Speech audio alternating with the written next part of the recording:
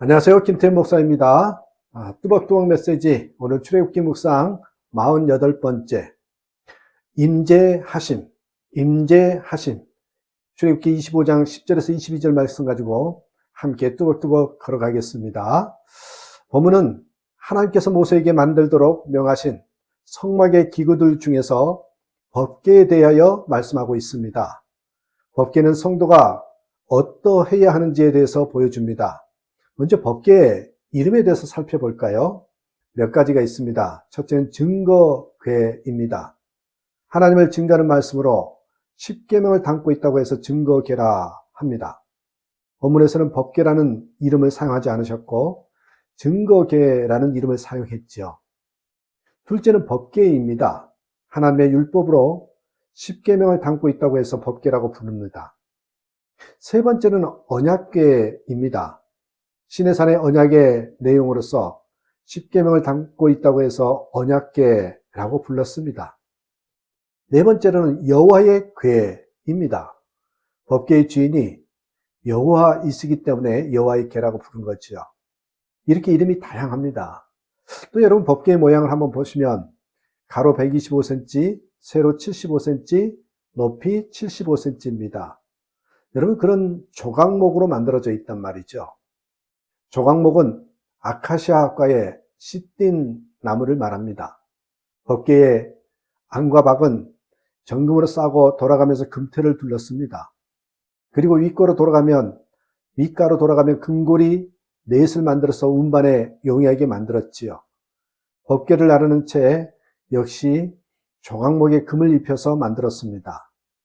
법궤 위에는 두 그룹 천사를 금으로 쳐서 만들었죠. 그 그룹이 편 날개는 법궤 뚜껑인 속죄소를 덮도록 만들었습니다. 법궤는 이 조각목을 금으로 씌워서 만들었습니다. 조각목이 드러나면 안 됩니다. 조각목은 완전히 가려져야 합니다. 그래야 하나님이 임재하실 수 있습니다. 어느 회사 사장이 공장 내에다가 교회를 세웠어요. 사장은 수시로 목사를 바꾸었습니다. 3개월 만에 바뀐 적도 있었습니다. 자기 마음에 들지 않으면 바꾸는 거죠. 예배당에 자기가 앉는 의자는 강대상 앞에 특별하게 만들었습니다.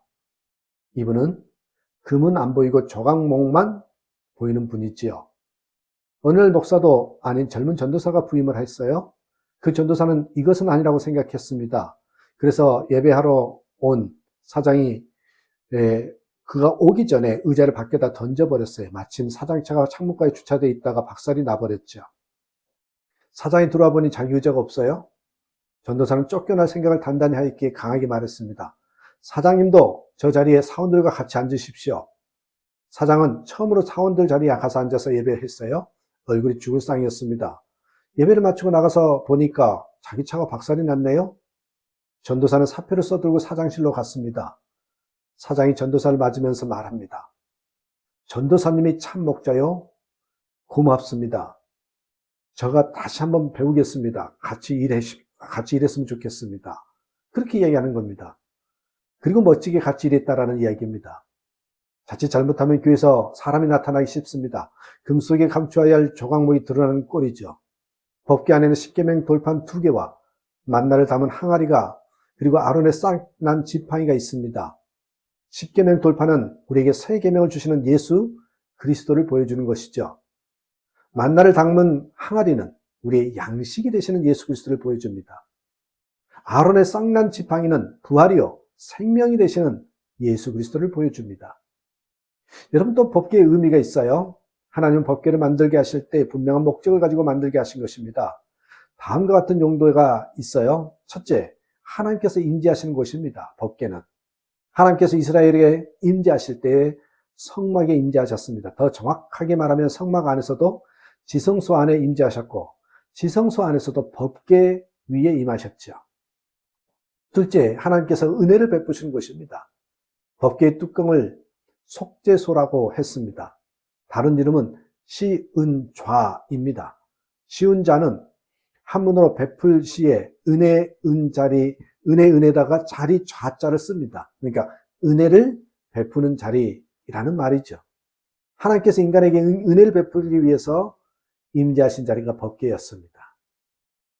세 번째로는 하나님께서 사람을 만나 주시는 것이 법궤입니다. 22절에 보면 하나님께서 모세에게 거기서 내가 너와 만나고 라고 말씀하셨어요. 하나님은 법궤의 뚜껑에 임재하셔서 하나님이 사람들을 만나 주셨습니다. 넷째로는 하나님께서 인간의 죄를 사해 주시는 곳입니다. 법궤의 뚜껑의 이름은 속죄소입니다. 죄를 속하는 장소죠. 하나님께서 이스라엘 백성들의 죄를 사해 주셨는데 어디서 사해 주셨습니까? 법궤의 뚜껑인 속죄소에서 사해 주셨습니다. 이 속죄소가 우리의 죄를 속죄해 주시는 바로 예수 그리스도를 보여주는 것입니다. 우리의 에너지를 하나님께 집중해야 합니다. 그래야 하나님의 능력으로 살 수 있는 거거든요. 어느 사람이 화폐 위조범으로 체포됐어요. 5만 원짜리를 그렸는데 전문가도 구별하기 힘들 정도였습니다. 그런데 알아보니까 이 5만 원권 한 장 그리는 시간이면 500만 원짜리 초상화 하나를 완성할 수 있는 시간이 됩니다. 그 사람이 5만 원권 한 장 그리는 시간에 500만 원짜리 초상화를 그리는데 사용했다면 돈도 얻고 명예도 얻었을 것입니다. 우리가 믿는 하나님은 전능하신 하나님이십니다. 하나님께 집중하고 전능하신 하나님의 도움으로 살아가는 존재가 우리라는 걸 잊지 마시기 바랍니다.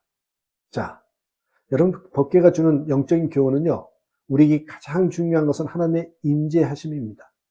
법궤에서 가장 중요한 것이 조각목이 아닙니다. 금도 아닙니다. 뚜껑에 금으로 쳐서 만든 천사도 아닙니다.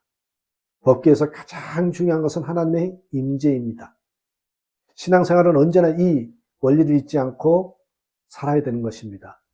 내가 대단한 능력이 있어도, 내가 대단한 인기를 얻어도, 내가 어마어마한 돈을 벌어도 그것들보다 더 중요한 것이 하나님의 임재라는 사실을 늘 기억하고 하나님의 임재를 구하며 사는 것이 신앙생활입니다. 신앙생활의 실패는 그래서 주님의 임재에 우선순위를 두지 않고 다른 것에 우선순위를 두기 때문에 찾아오는 것이죠. 탈무드 이야기입니다. 양계장을 하는 이가 있었습니다. 착실하게 신앙생활을 잘하고 있었습니다. 하나님의 축복 속에 양계장이 점점 번창하였습니다. 그런데 축복을 받으니 신앙생활을 점점 멀리하게 되었어요. 어느 날 랍비가 찾아가서 물었습니다. 왜 신앙생활을 게을리합니까? 랍비님, 너무 걱정하지 마십시오. 쉬지 않고 회당을 드나들고 있습니다. 그때 랍비가 말했댔죠. 당신이 양계장을 하루에 수십 번 드나든다고 닭이 되나요? 회당에 수없이 드나든다고 성도가 됩니까? 그렇습니다. 양계장을 하루에 수십 번 드나들어도 닭이 될 수 없는 것처럼 교회에 오래 다녔다고 그리스도인이 되는 것은 아닙니다.